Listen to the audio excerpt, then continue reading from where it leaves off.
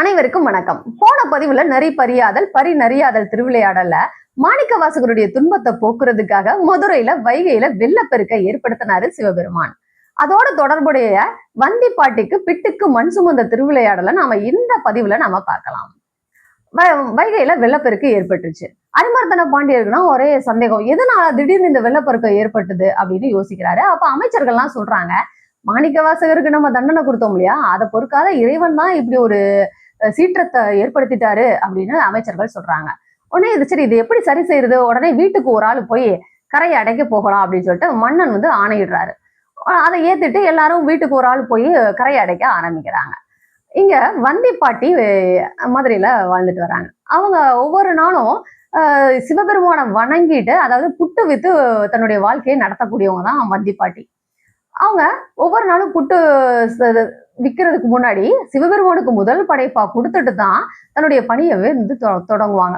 உற்றார் உறவினர் அப்படின்னு இவங்களுக்கு யாருமே இல்லை. அப்ப அந்த வண்டிப்பாட்டி தன்னுடைய கரையை அடைக்கிறதுக்கு யாரு போவா?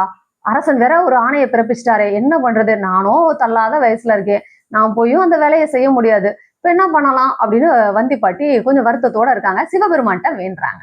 வேண்டின உடனே சிவபெருமான் வராரு, ஒரு தோற்றத்துல வராரு. எப்படி வர்றாரு? தலையில சிறுமாடை வச்சுட்டு, தன்னுடைய தோல்ல மண்வெட்டியை போட்டுட்டு, ஒரு கூடைய மண் அலறதுக்கு கூடைய வச்சுட்டு, கூலி கொடுத்து என்னை வேலை கொள்வாரும் உளரோ அப்படின்னு கேட்டுக்கிட்டே வர்றாரு. உடனே இவர் கேட்டது வந்திப்பாட்டிக்கு, இவர் சொன்னது வந்திப்பாட்டிக்கு கேட்டுருச்சு. உடனே சந்தோஷம் அடைஞ்சிட்டு வர்றாங்க வந்திப்பாட்டி. வந்தவங்க சிவபெருமான் வர்றாரு இல்லையா கூலியாளா, அவர்கிட்ட சொல்றாங்க, சரி நான் இந்த மாதிரி ஒரு ஆளை தான் தேடிட்டு இருந்தேன், நீ போய் என் பங்குக்குரிய கரையை அடைச்சிரு அப்படின்னு சொல்றாங்க. சரி, நான் அடைக்கிறதெல்லாம் சரிதான், நீ எனக்கு கூலியா என்ன கொடுப்ப அப்படின்னு கேட்கிறாரு சிவபெருமான். அப்ப வந்திப்பாட்டி சொல்றாங்க, என்னட்ட உனக்கு கொடுக்குற அளவுக்கு காசு பணம்லாம் இல்லப்பா, வேணா நான் புட்டு வேணா உனக்கு தர்றேன் கூலியா அப்படின்றாங்க. உடனே சிவபெருமானும் அப்படியே சிரிச்சுக்கிட்டே சொல்றாரு, புட்டு கொடுக்குறேன், சரி கொடு அப்படின்னு.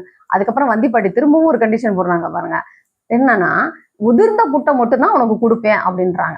சிவபெருமானும் சரி கொடுங்க, உதிர்ந்த புட்டு தானே கொடுக்கலாம், நான் அதை மட்டும் வாங்கிக்கிறேன் அப்படின்னாங்க.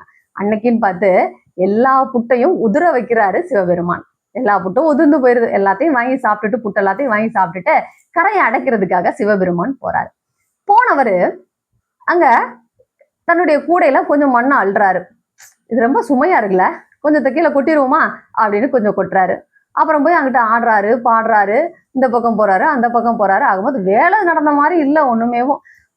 கடைசியா ரொம்ப அப்படியே அலுப்பாயிருதா, சிவபெருமான் என்ன பண்றாருன்னா, அப்படியே அந்த மரத்தடியில தான் கொண்டு வந்த கூடை இருக்கு இல்லையா, அந்த கூடையை தலையானையா வச்சு அப்படியே தூங்குறாரு. மன்னன் கேட்டுட்டு வர்றாரு, சரி கரையெல்லாம் அடைச்சாச்சா, எல்லாரும் சரி பண்ணிட்டாங்களா அப்படின்னு. அப்ப அங்க பணியாளர்கள் சொல்றாங்க, வந்திப்பாட்டியோட கரை மட்டும் அடைக்காம இருக்கு அப்படின்னாங்க. ஏன், என்ன காரணம் அப்படின்னா, அங்க கூலியாளா ஒருத்தன் அங்க வேலை செய்யாம மரத்தடியில படுத்து தூங்கிட்டு இருக்கான் அப்படின்ற தகவல் அரசனுக்கு போனோனையும் கோவப்பட்ட அரசன் தான் கையில இருக்கக்கூடிய பிரம்பால கூலியாளா சிவபெருமானுடைய முதுகுல ஒரு அடி கொடுக்குறாரு. அந்த அடி அரசன், அரசி, அங்க இருக்கக்கூடிய அமைச்சர்கள் அப்படின்னு எல்லாருடைய உடம்புலையும் பட ஆரம்பிக்குது அந்த அடி. இந்த அடிப்பட்ட உடனேயும் அங்க வானத்துல இருக்கக்கூடிய தேவர்கள்லாம் அப்படியே பிரமிச்சு போறாங்க. பிரம்மனும் விஷ்ணுவும் அப்படியே திகச்சு போறாங்க. உலகமே ஒரு நிமிஷம் அப்படியே ஸ்தம்பிச்சு போயிருது. இவ்வளவு நடக்குது, இப்படி என்ன காரணம், எல்லாருடைய முதுகுலையும் இப்படி அடிப்படுது அப்படின்னு சொல்லிட்டு அரசன் அப்பதான் யோசிக்கிறான். வந்தது இறைவன் போல இருக்கு அப்படின்றத உணர்வு அரசனுக்கு தோண ஆரம்பிக்குது. உடனே இங்க கூலியால சிவபெருமான் தன்னோட கூடையில ஒரே ஒரு கூடை மண் அள்ளி போடுறாரு. எல்லாருடைய கரையும் அப்படியே அடைபட்டுறது. சிவபெருமானுடைய திருவிளையாடல்கள் பாருங்களேன். ஒரு கூலியாளா வந்திப்பாட்டிக்கு சிவலோக பதவியை கொடுத்தாங்க. தன்னுடைய தவற உணர்ந்த அரசன் மாணிக்கவாசகர்கிட்ட மன்னிப்பு கேட்கிறாரு. தெரியாம பண்ணிட்டேன் அப்படின்னு சொல்லிட்டு மன்னிப்பு கேட்கிறாரு. இந்த அரச பதவியை நீங்களே ஏத்துட்டு அரசாட்சி நீங்களே செய்யுங்க அப்படின்னு மாணிக்கவாசகர்கிட்ட வேண்டாரு. ஆனா மாணிக்கவாசகர் என்ன சொல்றாரு, சிவப்பணி தான் எனக்கு, அறப்பணி எனக்கு, அதுவே தான் என்னுடைய வாழ்நாள் அப்படின்னு சொல்லிட்டு திருப்பெருந்துறைக்கு போகிறாரு. இத திருவாசகத்துல நமக்கு பதிவு பண்றாங்க. திருவம்மானையில இந்த ஒரு பாடல் இடம்பெறுது. பிட்டுக்கு மண் சுமந்து இந்த திருவிளையாடலானது இடம்பெறுது.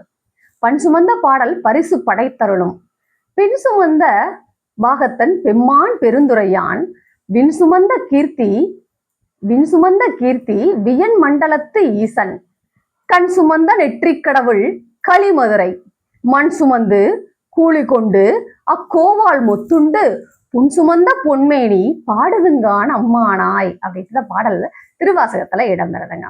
சிவன் அருள் பெற்று வாழ்க்கையில எல்லா வளமும் நலமும் பெற்று உயர்வோம். அனைவருக்கும் நன்றி.